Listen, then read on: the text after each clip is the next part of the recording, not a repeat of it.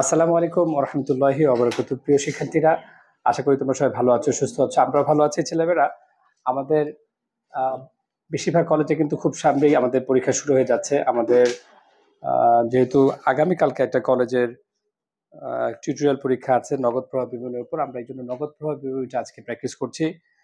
আমরা সম্ভবত প্রফেসর দীপক কুমার নাগ স্যারের বইয়ের 37 সমস্যা 37-এর 37-38 আমরা কয়েকটা ম্যাথ আজকে সমাধান করব। তো ইনশাল্লাহ শুরু থেকে শেষ পর্যন্ত আমাদের সাথে থাকবে। আশা করছি তোমাদের নগদ প্রভাব বিবরণীতে কোনো সমস্যা থাকবে না। ছেলেমেয়েরা এসো, সবাই 462 পৃষ্ঠার 37 নম্বর ম্যাথে চলে আসো। সবাই 462 পৃষ্ঠার 37 নম্বর ম্যাথে এসছো। দেখো ছেলেমেয়েরা, সবাই একটু মনোযোগ দিব। প্রথম কথা হচ্ছে কি জানো, প্রথম কথা হচ্ছে আমার দিকে তাকাও সবাই। কোনো কিছুর বিনিময়ে কোনো কিছুর বিনিময়ে কোনো স্থায়ী সম্পদ ক্রয় করা হলে, কোনো স্থায়ী সম্পদ ইস্যু করা হলে সেটা নগদ লেনদেন নয়, যে কারণে সেটা নগদ প্রবাহ বিবরণীতে আসবে না। নগদ প্রবাহ বিবরণীতে কিন্তু সবই যে আসবে বিষয়টা কিন্তু সেরকম না। নগদ প্রবাহ বিবরণীতে না আসার শর্ত হচ্ছে যে এন্ট্রিগুলো নগদের পরিবর্তন হবে না সেগুলো নগদ প্রবাহ বিবরণীতে হিসাবভুক্ত হবে না। ক্লিয়ার? কথাটা বুঝতে পেরেছো তো? অর্থাৎ আচ্ছা বলো তো তুমি, যে শেয়ার ইস্যুর বিনিময়ে যন্ত্রপাতি ক্রয় করা হলো 50,000 টাকা, এটা নগদ প্রবাহ বিবরণীতে আসবে নাকি আসবে না? আসবে না। তুমি বলো তো, 40,000 টাকা আসবাবপত্র ক্রয় করা হয়েছে, এটা নগদ প্রবাহ বিবরণীতে আসবে নাকি আসবে না? আসবে। তুমি বলো, ঋণপত্রের মাধ্যমে মোটর গাড়ি ক্রয় করা হয়েছে, এটা আসবে নাকি আসবে না? আসবে না। তোমরা বুঝতেই পারছো যে কোনো কিছুর বিনিময়ে যদি কোনো স্থায়ী সম্পদ ক্রয় করা হয়, হ্যাঁ, তাহলে সেটা হিসাবভুক্ত হবে না। দেখো ছেলেমেয়েরা, আমাদের এই প্রশ্নে ক নম্বর বলেছে অর্থ সংস্থান কার্যক্রমের নিট নগদ প্রবাহ। লক্ষ্য করো ছেলেমেয়েরা, অর্থ সংস্থান তাহলে এটা আহ এটা কি প্রথম, দ্বিতীয় নাকি তৃতীয় ধাপটা? কোন ধাপটা এটা? তৃতীয় ধাপটা। অর্থায়ন কার্যক্রম যেটা বলি আমরা, অর্থায়ন কার্যক্রম হতে নগদ প্রবাহ, অর্থ সংস্থান কার্যক্রম হতে নগদ প্রবাহ। এদিকে তাকাও। এখানে বলেছে যে অর্থ সংস্থান কার্যক্রমের নগদ প্রবাহের নির্ণয় করতে বলেছে। তাহলে আমরা এখানে কি কি আসবে? এখানে শেয়ার ইস্যু আসবে। কি আসবে? শেয়ার ইস্যু আসবে। তারপর কি আসবে? লভ্যাংশ প্রদান আসবে, ঋণ আসবে। কি আসবে? এই অর্থ সংস্থানে কি কি আসবে? শেয়ার ইস্যু, ঋণ, বন্ড, ডিভেঞ্চার, আচ্ছা লভ্যাংশ প্রদান। ওকে, লভ্যাংশ প্রদান যদি না থাকে, লভ্যাংশ প্রদান কি থাকে? না থাকে। লভ্যাংশ প্রদান যদি না থাকে তাহলে কি আমাদের বের করতে হবে না কি বের করতে হবে না? বের করতে হবে। হ্যাঁ, বের করতে হবেই। লভ্যাংশ প্রদানের সূত্রটা কে বলতে পারবে? বলো বলো। হচ্ছে না, প্রারম্ভিক হবে না সমাপনী হবে? এই শুধুমাত্র একটা এন্ট্রি প্রারম্ভিক দিয়ে শুরু হবে। কয়টা? একটা, সেটা হচ্ছে লভ্যাংশ প্রদান। সূত্রটা কি?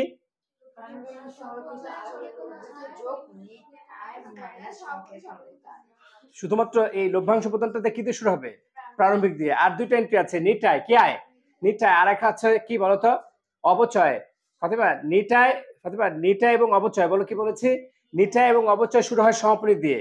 আর লভ্যাংশ প্রদান, এটা সূত্রটা শুরু হয় প্রারম্ভিক দিয়ে। কি দিয়ে? প্রারম্ভিক দিয়ে। এই এই বিষয়টা যদি কেউ উল্টাপাল্টা করে ফেলে তাহলে কিন্তু ভুল হয়ে যাবে। তাহলে বলো তো ছেলেমেয়েরা, আমরা লভ্যাংশ প্রদান প্রারম্ভিক দিয়ে শুরু হবে না সমাপনী? প্রারম্ভিক। শুধুমাত্র একটাই এন্ট্রি আছে যেটা বের করতে প্রারম্ভিক দিয়ে শুরু করতে হয়। আর নিটায় এবং অবচয় শুরু করতে কি দিয়ে? সমাপনী দিয়ে। মনে আছে না? এসো তাহলে ছেলেমেয়েরা, তোমরা একটু বলো তো আমাকে, অর্থ সংস্থান কার্যক্রমের নিট নগদ প্রবাহ কি কি আসার মতো আছে একটু বলো তো প্রশ্নটা দেখে। হ্যাঁ, কি কি বলো একটু আমাকে। প্রশ্নটা দেখো ভাইসা, প্রশ্নটা দেখো। হ্যাঁ, নিট মুনাফা দেয়া থাকে না, তখন বের করতে হয়।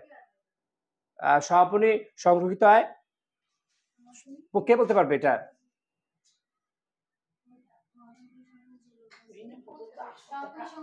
যোগ লভ্যাংশ প্রদান মাইনাস প্রারম্ভিক সংরক্ষিত আয়।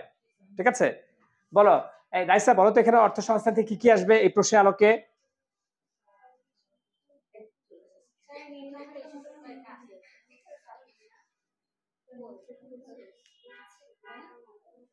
37-এর ক। হ্যাঁ, 37-এর ক।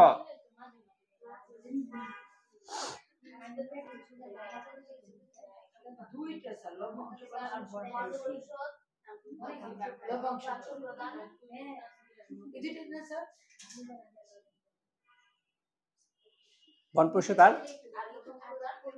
লভ্যাংশ প্রদান শেয়ার ইস্যুর টাকা নাই এখানে।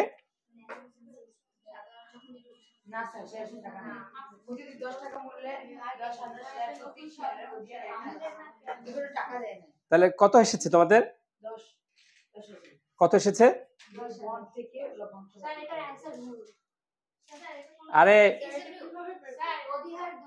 ছেলেমেয়েরা শোনো, এই যে লক্ষ্য করো একটু, অর্থ সংস্থান কার্যক্রম নিট নগদ প্রবাহে প্রশ্নটা নাই মুশফিক, একটু ছবি তোলো।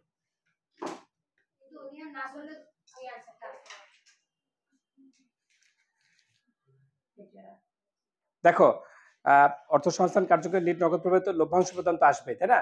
লভ্যাংশ প্রদান যোগ হবে না বিয়োগ হবে? যোগ হবে না বিয়োগ হবে? বন্ড পরিশোধ যোগ হবে না বিয়োগ হবে? বন্ড পরিশোধ যোগ হবে না বিয়োগ হবে? বিয়োগ হবে। এখন শোনো, আর এই যে একটু লক্ষ্য করো, এই নতুন সাধারণ শেয়ার ইস্যু, এটা দেখো, দেখেছো? বলছে কি যে প্রতিটি 10 টাকা মূল্যে 10,000 শেয়ার। দেখো শেয়ার ইস্যু, ছক করো, সবাই খাতা খোলো, বিবরণ টাকা টাকা ছক করো।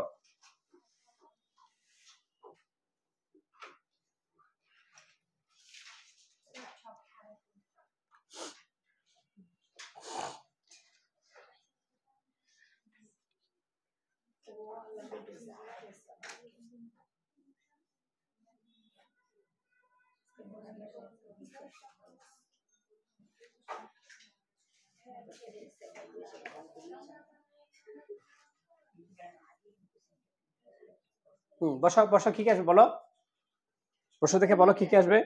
না না, এটা তো তুমি করছো, অর্থ সংস্থান কার্যক্রমে তো নগদ প্রবাহ করছো। হ্যাঁ, অর্থায়ন কার্যক্রম, এখন অর্থ সংস্থান একই কথা।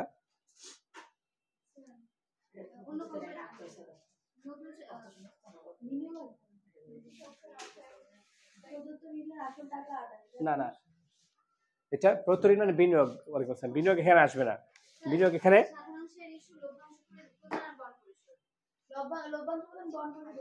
হ্যাঁ, সাধারণ শেয়ার ইস্যু আসবে, সাধারণ শেয়ার ইস্যু আসবে এখানে।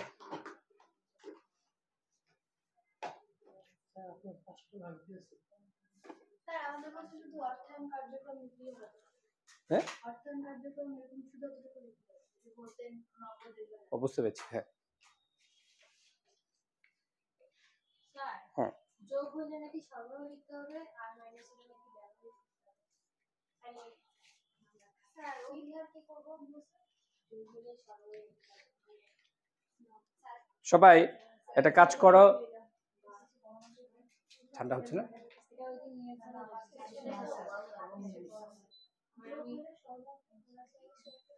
হ্যাঁ, এসো ছেলেমেয়েরা, তাহলে এখানে আমরা শেয়ার ইস্যু লিখবো 10-10-এর সাথে 10 টাকা করে 10,000 গুণ করো, কত হলো?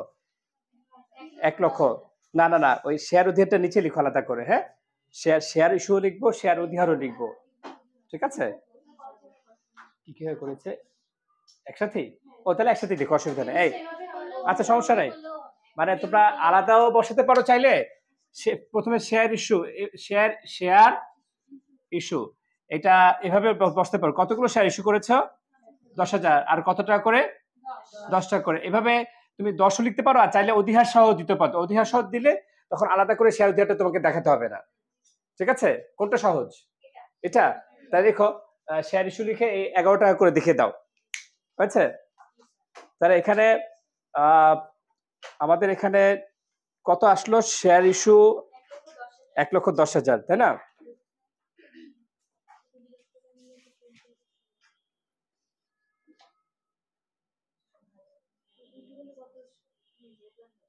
হয়েছে? কি কি লিখেছ? আর কি কি লিখেছ? হ্যাঁ, মাইনাস বন্ড পরিশোধ, মাইনাস কত আসে সব যোগ বিয়োগ করে? হ্যাঁ,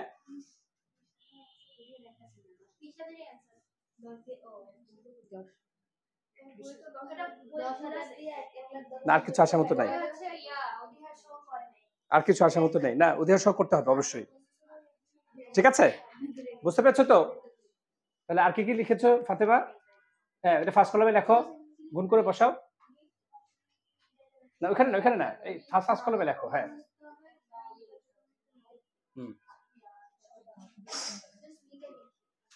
আচ্ছা, আর কি আসবে? লভ্যাংশ প্রদান, বন্ড পরিশোধ, হ্যাঁ দুটোই ম্যানেজ হবে 20,000। হ্যাঁ ঠিক আছে, সেকেন্ড করে পাঠিয়ে দাও।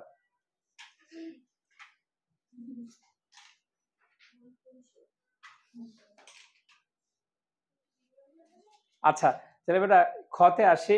খতে বলেছে পরিচালন কার্যক্রম নিট নগদ প্রবাহ। এই আমি প্রত্যেককে দুইটা করে জিজ্ঞেস করব। রাইসা, পরিচালনের প্রথম থেকে পরিচালনে কি কি আসবে বলো। তোমার তুমি তিনটা এন্ট্রি বললেই হবে। প্রথমে তো আমরা নিট মুনাফা লিখবো। প্রথমে কি লিখবো? নিট মুনাফা, হ্যাঁ। তারপর প্রাপ্য হিসাব বৃদ্ধি, হ্যাঁ। এটা যোগ হবে না বিয়োগ হবে? হয়নি, ভুল করছো বাবা। এই ফাতেমা বলো। আচ্ছা তো প্রাপ্য হিসাব বৃদ্ধি, তারপর বলো। ও এখন না রাইস, ফাতেমা একটু ওকে বলে দাও তো চলতি সম্পদ বৃদ্ধি হলে কি হবে, চলতি সম্পদ হ্রাস হলে কি হবে। না না না থাকলে তো হবে না বাবা, তুমি বলতে পারছো না, এই জন্য ওর কাছ থেকে একটু শোনো। বলো বলো চলতি সম্পদ, হ্যাঁ বিয়োগ হবে। চলতি সম্পদ বৃদ্ধি পেলে বিয়োগ, আর চলতি সম্পদ হ্রাস পেলে বিয়োগ। চলতি সম্পদ বৃদ্ধি পেলে, না বাবা ভুল বলছো কেন। এই এই আফসানা, ওদেরকে চলতি সম্পদ আর চলতি দায়টার বিষয়টা বলো তো একটু। আফসানা, ওদের দুজনকে চলতি সম্পদ আর চলতি দায়ের বিষয়টা বলো।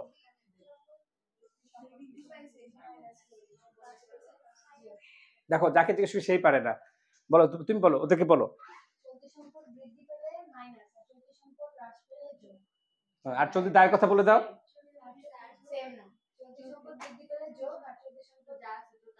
কেন চলতি সম্পদ বৃদ্ধি পেলে তো বিয়োগ করবো আমরা। দায়ের বিষয়টা একই রকম, হ্যাঁ। বলো পুরোটা আবার বলো, তোমাদের সবাইকে আবার জিজ্ঞেস করবো।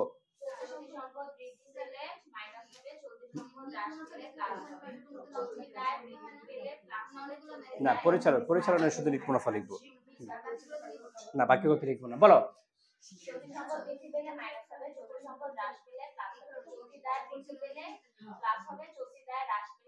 বলো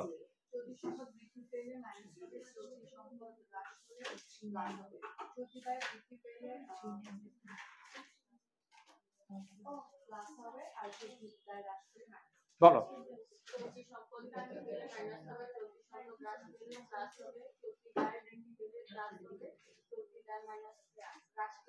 হ্যাঁ এসো, এই বলো রাইসা, প্রথমে নিট মুনাফা আসবে, তারপরে বলো প্রাপ্য হিসাব বৃদ্ধি। না এই প্রাপ্য হিসাব বৃদ্ধি যোগ না বিয়োগ? বিয়োগ হয়েছে। তারপর চলতি দায় না এটা, তো প্রতি হিসাব হ্রাস যোগ না বিয়োগ? আহারে এতদিন ক্লাস করছো এখনো ভুল করছো। হ্যাঁ তারপরটা বলো।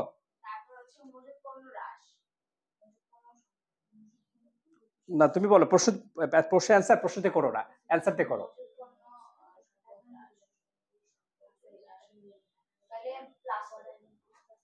হ্যাঁ হয়েছে। এই তারপরে তিনটা তুমি বলো ফাতেমা। অবচয় কি আসবে এই পরিচালন কার্যক্রমে? কেন বাবা আসবে না? বলো অবচয় আসবে নাকি আসবে না? আসবে। যোগ হবে না বিয়োগ হবে? হ্যাঁ তারপরটা বলো। হ্যাঁ প্রদেয় খরচ হ্রাস, যোগ হবে না বিয়োগ হবে?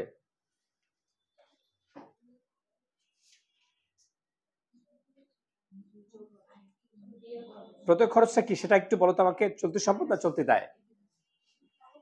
দায় বৃদ্ধি পেলে, দায়ের সাথে বৃদ্ধির এবং হ্রাসের সম্পর্ক যোগ বিয়োগের সম্পর্ক ঠিক থাকবে। প্রদেয় হিসাব চলতি দায়, প্রদেয় হিসাব কি দায় বলো। তাহলে প্রদেয় খরচ হ্রাস যোগ করবো না বিয়োগ করবো?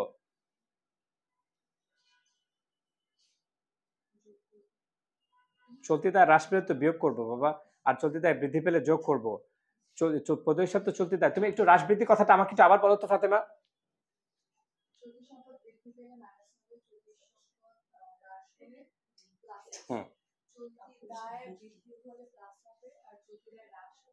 ব্যাস এটা হলো কি বলো। হ্যাঁ এবার আবার বলো, প্রদেয় খরচ কি চলতি সম্পদ না চলতি দায়? হ্যাঁ এখন এটা হ্রাস পেয়েছে, যোগ করবো না বিয়োগ করবো? প্রদেয় খরচ হ্রাস পেয়েছে, চলতি দায় হ্রাস পেয়েছে, যোগ করবো না বিয়োগ করবো? কেন যোগ করব? দায়ের হ্রাস বৃদ্ধি যোগ বিয়োগের সাথে তো সম্পর্ক ঠিক থাকবে, সম্পদের বেলায় উল্টা হবে। তুমি আবার বলো তো একটু বাবা, যে চলতি সম্পদ চলতি দায়ের বিষয়টা আবার বলো তো, কখন যোগ করবো কখন বিয়োগ করবো বলো।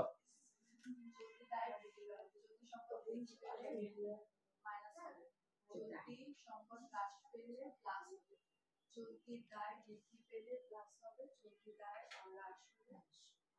এখন প্রদেয় খরচ এটা কি চলতি সম্পদ না চলতি দায়? তাহলে এখন হ্রাস করেছে, এখন আমরা কি যোগ করব না বিয়োগ করব? বিয়োগ করব, হ্যাঁ। প্রদেয় খরচ হ্রাস বিয়োগ করব। তারপরে বলো অগ্রিম খরচ বৃদ্ধি। অগ্রিম খরচ কি? এই ছেলেমেয়েরা, অগ্রিম খরচ কি চলতি সম্পদ না চলতি দায়? হ্যাঁ বলো, অগ্রিম খরচ চলতি সম্পদ। হ্যাঁ, মাইনাস করবে, গুড হয়েছে। তারপর আসার মতো আর কিছু আছে বলো তো এখানে পরিচালন কার্যক্রমে? হ্যাঁ, অপচয় আসবে, প্রদেয় খরচ হ্রাস আসবে, অগ্রিম খরচ বৃদ্ধি আসবে। এছাড়া আসার মতো নিচে আর কিছু আছে কিনা সেটা আমাকে বলো তো। না, আসার মতো আর কিছু নেই, হয়েছে। তাহলে ছেলেমেয়েরা পরিচালন কার্যক্রমে কি কি আসছে? নেট মুনাফা 1 2 3 4 5 6 7টা এন্ট্রি টোটাল। নেট মুনাফা সহ 7টা এন্ট্রি, তাই না? নেট মুনাফা সহ কয়টা? 7টা। বলো আমাকে যোগফলটা বলো। 2,70,000। হ্যাঁ, সবাই শেষ করো।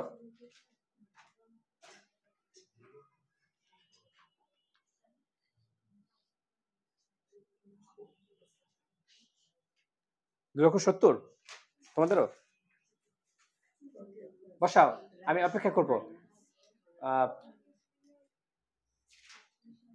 হ্যাঁ, পজ করে দাও। ছেলেমেয়েরা, তাহলে আমরা পরিচালনটা আবার বলছি। পরিচালনা আসবে নেট মুনাফা 2,75,000, প্রাপ্য হিসাব বৃদ্ধি বিয়োগ করব 25,000, প্রদেয় হিসাব হ্রাস বিয়োগ করব 20,000, মজুদ পণ্য হ্রাস যোগ করব 35,000, অবচয় খরচ যোগ করব 25,000, প্রদেয় খরচ হ্রাস বিয়োগ করব 15,000, অগ্রিম খরচ বৃদ্ধি বিয়োগ করব 5,000। ছেলেমেয়েরা, তাহলে আমাদের এই পরিচালন কার্যক্রমের নগদ প্রবাহে আসে 2,70,000, তাই না তোমাদের? এবার আমরা সবশেষ কার্যক্রমে যাচ্ছি, সে হচ্ছে বিনিয়োগ কার্যক্রম হতে নগদ প্রবাহ। এই বিনিয়োগ কার্যক্রমে ছেলেমেয়েরা আমাদের কি কি আসবে? বিনিয়োগ কার্যক্রমে আসবে বিনিয়োগ আর স্থায়ী সম্পদ। কি কি আসবে?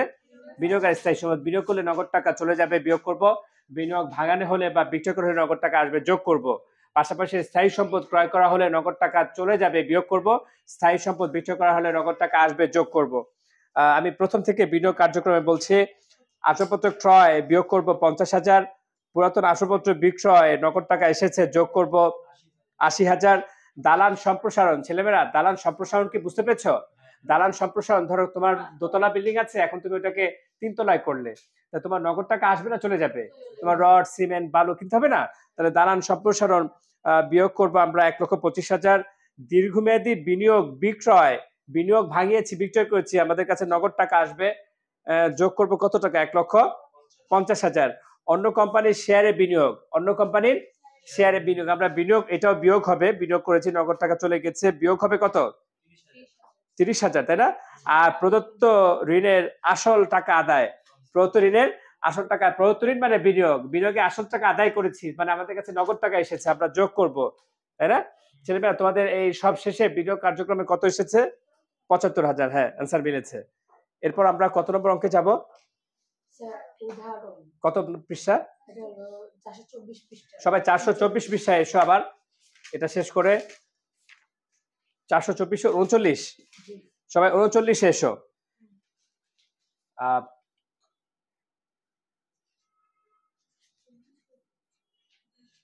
ছবিটা একটু তোলো।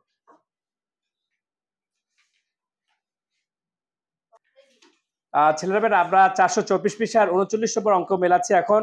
উদাহরণ 39। আমাদের এই প্রশ্নে কতে বলেছে নগদ প্রবাহ অন্তর্ভুক্ত হবে না এমন অনগদ কার্যক্রমের টাকার পরিমাণ। ছেলেমেয়েরা, নগদ প্রবাহে কোন কোন লেনদেন অন্তর্ভুক্ত হয় না? অনগদ। কি বলতো?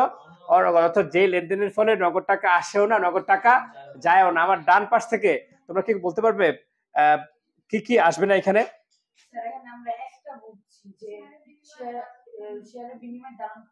ওকে, আর কোনটা বুঝুনি?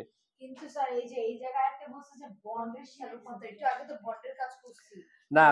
বন্ড, ছেলেমেয়েরা তোমরা জানো যে বন্ড হচ্ছে প্রথমে হচ্ছে সাধারণ শেয়ার, প্রথমে কি সাধারণ শেয়ার, প্রথমে সাধারণ শেয়ার, তারপর হচ্ছে অগ্রাধিকার শেয়ার, তারপর হচ্ছে বন্ড ডিবেঞ্চার ঋণপত্র, তাই না?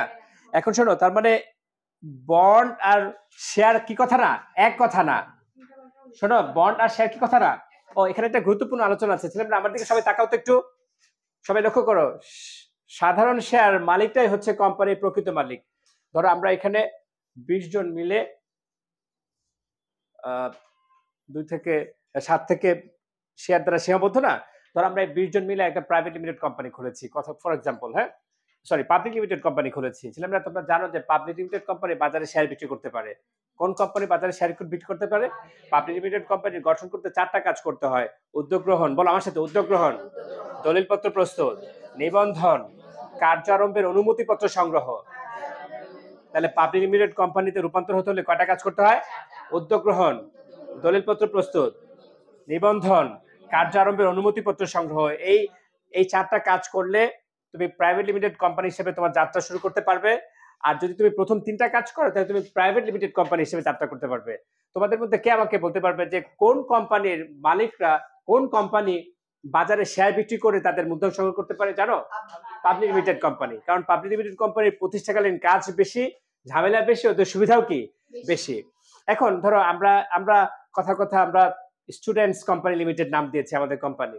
এখন আমাদের 100 কোটি টাকা দরকার, কিন্তু আমাদের আছে এখন ফর এক্সাম্পল ধরো 50 কোটি। আর যে কোটি মূলধন দরকার সেটা আমরা বাজারে শেয়ার বিক্রি করে সংগ্রহ করব না, কিন্তু বাজারে শেয়ার বিক্রি করার পরেও আমাদের দেখা গেল যে এখনো ধরো 40 কোটি টাকা বাকি আছে মূলধন সংগ্রহের। তখন আমরা বাধ্য হয়ে, শোনো, যখন আমাদের সাধারণ শেয়ার কেউ কিনে না তখন আমরা বাধ্য হয়ে অগ্রাধিকার শেয়ার দেই। সাধারণ শেয়ারের বৈশিষ্ট্য হচ্ছে এই সাধারণ শেয়াররাই হচ্ছে কোম্পানির মালিক, লাভ হলে লাভ নিবে আর ক্ষতি হলে ক্ষতিটাও সে বহন করতে হবে। বুঝতে পেরেছো তো? অর্থাৎ কারা কোম্পানির প্রকৃত মালিক? সাধারণ শেয়ার হোল্ডাররা। যখন এই শেয়ার বিক্রি হচ্ছে না তখন আমরা বাধ্য হয়ে অগ্রাধিকার শেয়ার ছাড়ছি। অগ্রাধিকার মানে আগে অধিকার। আমরা এই যখন অগ্রাধিকার শেয়ার ছাড়ছি, আমাদের ব্যবসায় লাভ হোক ব্যবসার ক্ষতি হোক, একটা নির্দিষ্ট পরিমাণ সীমিত আয় তাদেরকে দিব। ওরা আসলে কোম্পানির প্রকৃত মালিক না। কথা বুঝতে পেরেছো তো? আচ্ছা, কোম্পানি যদি বিলোপ সাধন হয়ে যায় তাহলে সবার আগে ওদের মূলধন ফেরত দিতে হবে। কাদের? অগ্রাধিকার। ক্লিয়ার? এটাকে অগ্রাধিকার শেয়ার বলে। এখন অগ্রাধিকারের মাধ্যমে যখন শেয়ার বিক্রি না হয় তখন আমরা লাস্ট স্টেজে আমরা বন্ড অথবা ডিবেঞ্চার ইস্যু করি। কথা বুঝতে পেরেছো তো? বন্ড অথবা কি করি? ডিবেঞ্চার ইস্যু করি। তবে এই অগ্রাধিকার শেয়ারের মালিক যদি দীর্ঘদিন আমাদের সাথে থাকে বা বন্ডের মালিক যদি দীর্ঘদিন আমাদের সাথে, ওগুলোকে আবার শেয়ারে রূপান্তর করা যায়। এটাই রূপান্তর করেছে। তাহলে আমাদের বন্ডকে কি করেছে? সাধারণ শেয়ার রূপান্তর করেছে। এটা তো বন্ড ছিল, সাধারণ শেয়ার এসেছে, আমাদের নগদ অর্থ এসেছে বা চলে গেছে। তার মানে এটা আমাদের নগদ অর্থ আসেওনি, নগদ অর্থ চলেও যায়, এটাই অনগদ লেনদেন। এটা হচ্ছে বন্ডকে শেয়ারে রূপান্তর। ওকে, প্রশ্নের ক নম্বরে যেটা চেয়েছে যে নগদ প্রবাহ অন্তর্ভুক্ত হবে না এমন অনগদ লেনদেনের পরিমাণ, বন্ডকে শেয়ারে রূপান্তর। ক্লিয়ার? আর একটা বলেছে যে শেয়ারের বিনিময়ে দালান কোঠা ক্রয়। তোমরা তো জানো যে শেয়ারের বিনিময়ে দালান কোঠা ক্রয় আমাদের নগদ টাকা আসেওনি, নগদ টাকা চলেও যায়। তার মানে এই দুটাই হচ্ছে আমাদের ক নম্বর অন্তর্ভুক্ত হবে। ক্লিয়ার? ওকে, সবাই বুঝতে পেরেছো তো? তুলে ফেলো।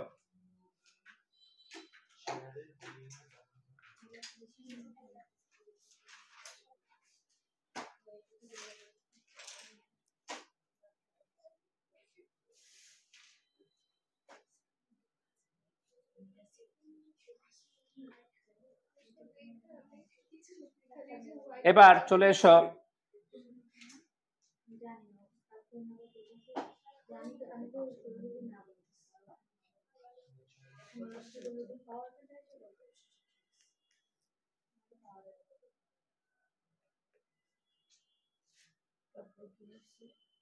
খতে যাব।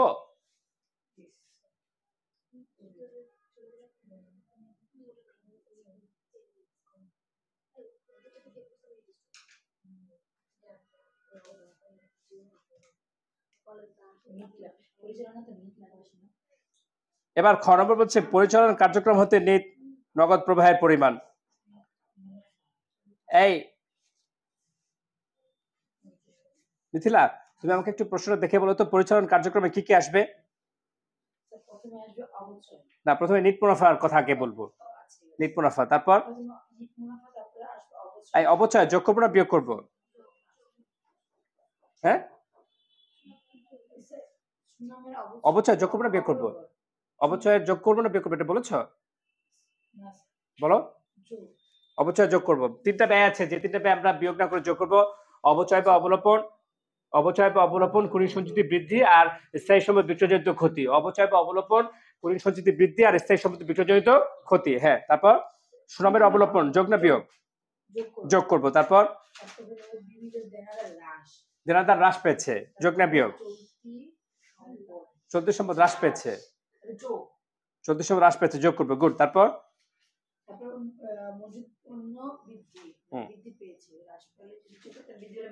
হ্যাঁ, মজুত পণ্য বৃদ্ধি, বিয়োগ করব, তারপর চলতি দায় বৃদ্ধি পেয়েছে, যোগ করব, হয়েছে। আর আসার মতো কিছু আছে এখানে? গুড।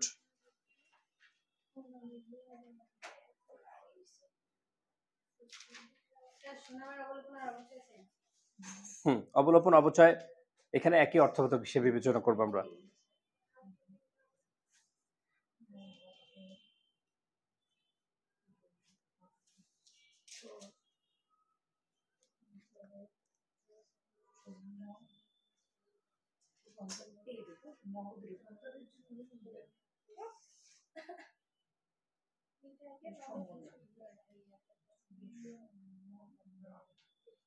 আফসানা বলো তো একটু আমাকে, আফসানা, যে চলতি সম্পদ বৃদ্ধি পেলে আর চলতি সম্পদ হ্রাস পেলে, চলতি দায় বৃদ্ধি পেলে আর চলতি দায় হ্রাস পেলে, এই তো, গুড। হ্যাঁ,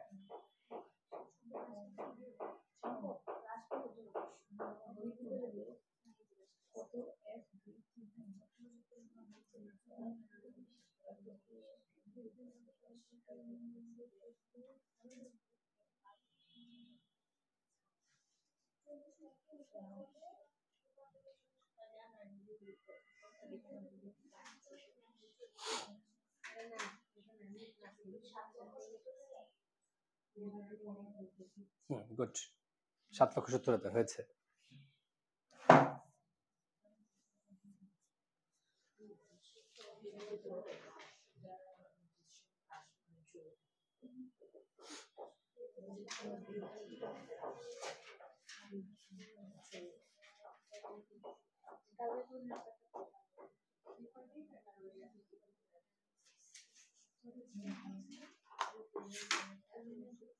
তাড়াতাড়ি শেষ করবো ছেলে বেটা। কত? 5,50,000, 2,20,000, 7,70,000, হ্যাঁ হয়েছে।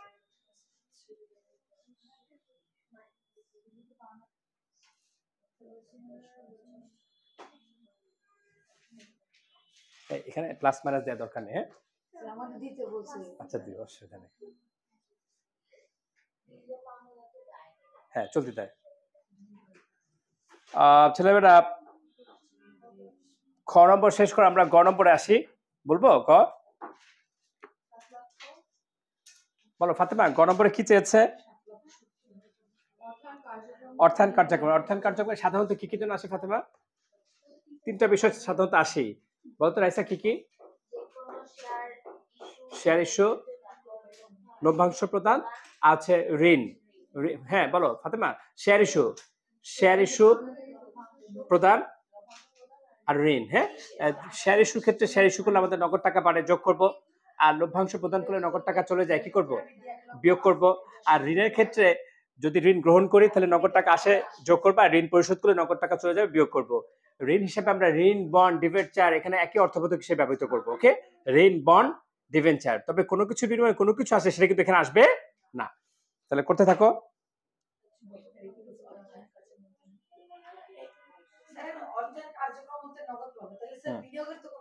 না, এখানে বিনিয়োগের কাছে হবে না, শুধু অর্থায়ন দেখো যেগুলো আসে। যদি আমাদের পুরো অঙ্কটা চায় তাহলে আমরা ধারাবাহিকভাবে প্রথমে পরিচালন কার্যক্রম, তারপরে বিনিয়োগ কার্যক্রম, তারপর অর্থায়ন কার্যক্রম। মানে সৃজনশীল তো এখন আমাদের তো আসলে ওই ক খ হয়তো কোন একটা পার্ট চাপে গতে চাইতেও পারে। যেমন ধরো এখানে 2টা অঙ্ক করলাম, এখানে আসলে পুরো অঙ্ক কোথাও চাইনি, চা হয়নি, তাই না? কিন্তু বেসিক হিসেবে শেখার জন্য পুরো অঙ্ক শিখতে হবে। কেন? কারণ তাহলে তো আমরা না মিলে তো বুঝতে পারবো না আমাদের সঠিক হচ্ছে নাকি ভুল হচ্ছে। ওকে, এই তাহলে মুশফিক বলে দাও তো বাবা যে এখানে অর্থায়নে কি কি আসবে প্রশ্ন দেখে। না, অর্থায়নে, অর্থায়নে। হ্যাঁ, অর্থায়ন কার্যক্রম হতে নেট নগদ প্রবাহ। অর্থায়ন, হ্যাঁ মাইনাস ফিগার লিখবো।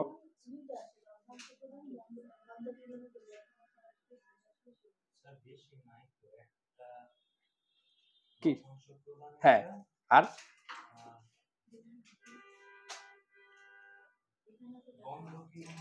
হ্যাঁ ঠিক আছে, এই দুটাই না, আর তো কিছু নাই। বন্ডে শেয়ারের রূপান্তর ওইটা অনগদ, শেয়ারের বিনিময়ে দালান কোঠা ক্রয় ওইটা অনগদ, আর ওগুলো তো এখানে আসার কথা না। এখানে অর্থায়নে আসবে হচ্ছে শেয়ার ইস্যু, লভ্যাংশ প্রদান আর ঋণ। বসাও, লিখো, শেষ। আমি একসাথে সব দেখে দিই, আমি একসাথে সব দেখে দিব। এবার এবার কত বলছিলে? 39 পরে 4200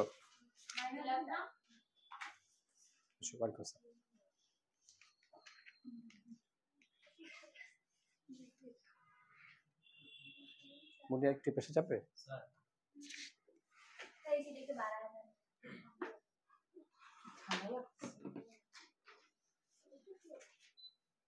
বলো। স্যার যে পরিচালন কার্যক্রম যখন চাই হ্যাঁ তখন আমরা নিট মুনাফা আগে লিখি, তারপরে হ্যাঁ রাইট। বিনিয়োগ আর অর্থায়ন কার্যক্রম চায় তখন আমরা নেট মুনাফা লিখবো না, শুধু পরিচালনে শুরুতে নেট মুনাফা লিখবো। ওকে, কত কত বলছিলে যেন? 42 নম্বর অঙ্কে এসো সবাই। 42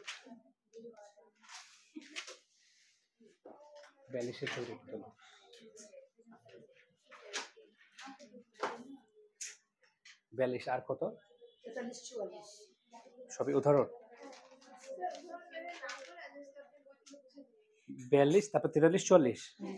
এই ফাতেমা আর আয়সা, 42 43 44 এই তিনটা ছবি তুলো, আমরা করার দরকার নেই, আমরা মুখে মুখে বলি। হ্যাঁ হ্যাঁ একটু পোস্ট করে দাও। চলো বেটা দেখো, লক্ষ্য করো, শোনো, সব অনগদ লেনদেন যে নগদ প্রবাহ বিপরীতে অন্তর্ভুক্ত হবে না বিষয়টা তা না। অবচয় কিন্তু অনগদ লেনদেন, শ্রমের অবলোপন কিন্তু অনগদ লেনদেন। তোমার প্রশ্নটা ভালো করে বুঝতে হবে। 39-এর প্রশ্ন ছিল কি জানো, যে কোন অনগদ লেনদেনগুলো নগদ প্রবাহে অন্তর্ভুক্ত হবে না, কোন অনগদ লেনদেনগুলো নগদ প্রবাহে অন্তর্ভুক্ত হবে না। এই জন্য আমরা রূপান্তর আর বিনিময় দিয়েছি। কিন্তু 42-এর কতে এসে বলেছে অনগদ লেনদেনের পরিমাণ নির্ণয় করে, এখানে তো বলেনি যে নগদ প্রবাহে অন্তর্ভুক্ত হবে না সেটা। ঠিক আছে, অবচয়, এই অবচয় নগদ প্রবাহ বিপরীতে আসে নাকি আসে না? আসে না। আসে নাকি আসে না? আসে। কিন্তু অবচয়ের ফলে তো প্রকৃতপক্ষে আসলে নগদ টাকা চলে যাচ্ছে, এরকম বিষয়টা। তারপর তো আমরা লিখি এটাও অনগদ, এটাও কি? আবার শ্রমের অবলোপন, শ্রমের অবলোপন সেটাও অনগদ লেনদেন, কিন্তু ওটাও কোথায় আসে? নগদ প্রবাহে আসে। সব অনগদ কি নগদ প্রবাহে অন্তর্ভুক্ত হবে না, বিষয়টা এরকম না। ঠিক আছে, আচ্ছা। 42-এর ক নম্বরে যেহেতু বলেছে যে অনগদ লেনদেনের মোট পরিমাণ, এখানে কি বলেছে যে যেগুলো নগদ প্রবাহ অন্তর্ভুক্ত হবে না তার পরিমাণ না? তার মানে আমরা এখানে লিখব শ্রমের অবলোপন লিখব, অবচয় খরচ লিখব, আর ওই যে শেষে দেখো বলেছে 12% ঋণপত্র ইস্যুর মাধ্যমে দালান ক্রয়। কি গরম লাগছে?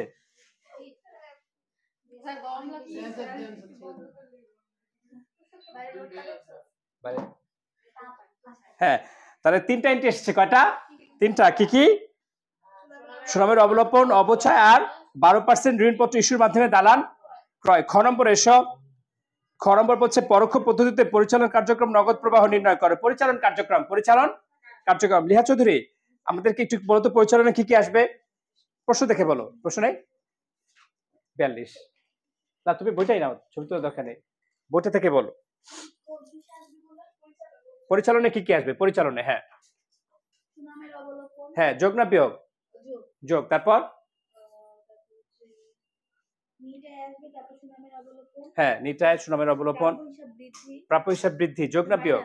বিয়োগ। গুড। তারপর হ্যাঁ, এটা যোগ হবে, প্রতি হিসাব হ্রাস যোগ হবে। হ্যাঁ,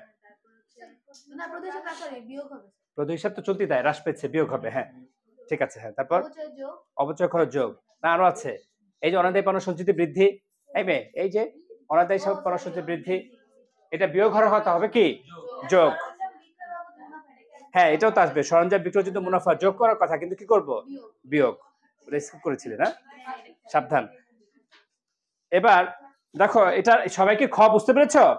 খতে পরিচালন কার্যক্রম, গতে এসো নগদ প্রবাহ প্রস্তুত করে নগদ তহবিলের সম্পূর্ণ উদ্বৃত্ত। এই যে এখানে মানে মূল অঙ্কটা চেয়েছে শেষ পর্যন্ত, বুঝতে পেরেছো তো? তো তো যেহেতু এখানে আমাদের খ নম্বরে যেহেতু আমাদের পরিচালন কার্যক্রম দেয়া আছে, ওরা কি আবারও করেছে? না, আমরা ওই খ নম্বরে আনসার দিয়ে লিখেছি পরিচালন কার্যক্রম হতে নগদ প্রবাহ খ থেকে প্রাপ্ত, এরপরে বিনিয়োগ করব আর অর্থায়ন করব। কি করব? বিনিয়োগ আর অর্থায়ন। ফাতেমা, এখানে বিনিয়োগে কি কি আসতে পারে আমাকে বলবে? মনে রাখবে বিনিয়োগে কি কি আসে বলো তো? বিনিয়োগ আর স্থায়ী সম্পদ। কি কি আসে বলো? বিনিয়োগ আর স্থায়ী সম্পদ।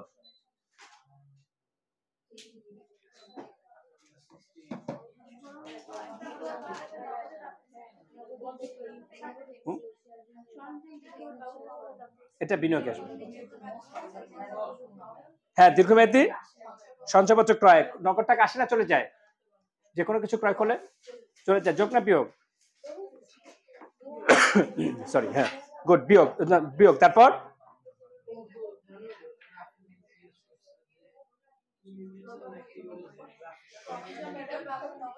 গুড, আসবে, যোগ না বিয়োগ? হ্যাঁ, যোগ হবে, গুড। তারপর না, মুনাফাটা পরিচালনে আসবে আর বিয়োগ হবে না, এছাড়া আসার মতো কিছু নাই।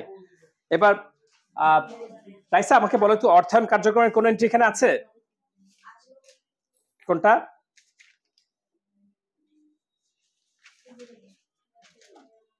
বলো, অর্থায়ন কার্য। না না, ওটা তো পরিচালনা যাবে, মুনাফা, যে কোনো মুনাফা বা ক্ষতি পরিচালনা যায়। সাধারণ শেয়ার, হ্যাঁ, সাধারণ শেয়ার বিক্রয় প্রাপ্তি, যোগ না বিয়োগ? যোগ। তারপর হ্যাঁ, বিয়োগ হবে, গুড। আর হ্যাঁ হ্যাঁ, কোনটা? না, এটা তো যে কোনো কিছুর মাধ্যমে কোনো কিছু ক্রয় করলে এটা আসে না, এটা অনগদ। আর কিছু নাই, গুড, হয়েছে হয়েছে। এই তাহলে বুঝতে পেরেছো তো, অর্থায়নে দুইটা এন্ট্রি এসেছে, কয়টা? একটা হচ্ছে সাধারণ শেয়ার হতে বিক্রয় প্রাপ্তি আর লভ্যাংশ প্রদান। এরপর কত বলো? 42-এর পরে? এই দেখো তো প্রশ্নটা পড়ে 43 আর 44-এর কারো কোনো সমস্যা আছে কিনা? 43 এবং 44-এর প্রশ্ন পড়ে কারো কোনো সমস্যা থাকলে আমাকে জানাও।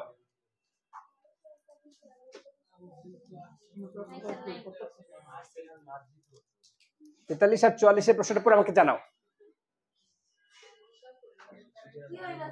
43 আর 44 পড়ে আমাকে জানাও, ক খ গ কোথায় সমস্যা, ক খ গ কোথায় সমস্যা একটু আমাকে জানাও। 43 আর 44,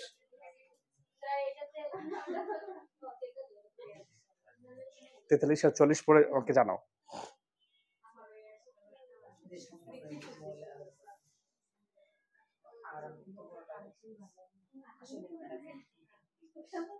হুম, 43-44 সব পারবে? হ্যাঁ,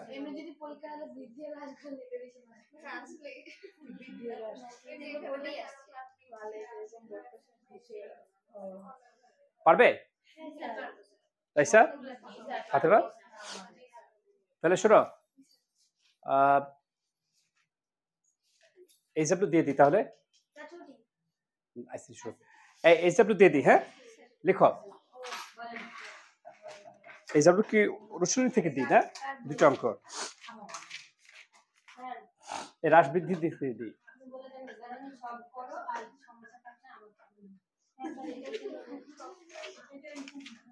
না মানে এই যাদের পরীক্ষা তারা উদাহরণগুলো সব দেখে যাবে। হ্যাঁ, ঠিক আছে, যাদের পরীক্ষা উদাহরণগুলো দেখে যাবে। আর সবাই এইচডব্লিউ হিসেবে করবে 37 আর 39, 37 আর 39 নম্বর অঙ্কগুলো এইচডব্লিউ হিসেবে করবে। হ্যাঁ ছেলেমেয়েরা, আজকে আমরা এই নগদ প্রবাহ বিবরণীর বিভিন্ন রকম সমস্যা আমরা আলোচনা করলাম। পরিচালন কার্যক্রম, বিনিয়োগ কার্যক্রম, অর্থায়ন কার্যক্রম, আশা করি তোমরা বুঝতে পেরেছো। যদি তোমাদের কোনো সমস্যা থাকে আমাকে জানাবে, ইনশাআল্লাহ আমরা নতুন কোনো ভিডিওতে সেই বিষয়গুলো নিয়ে আলোচনা করবো। ধন্যবাদ সবাইকে।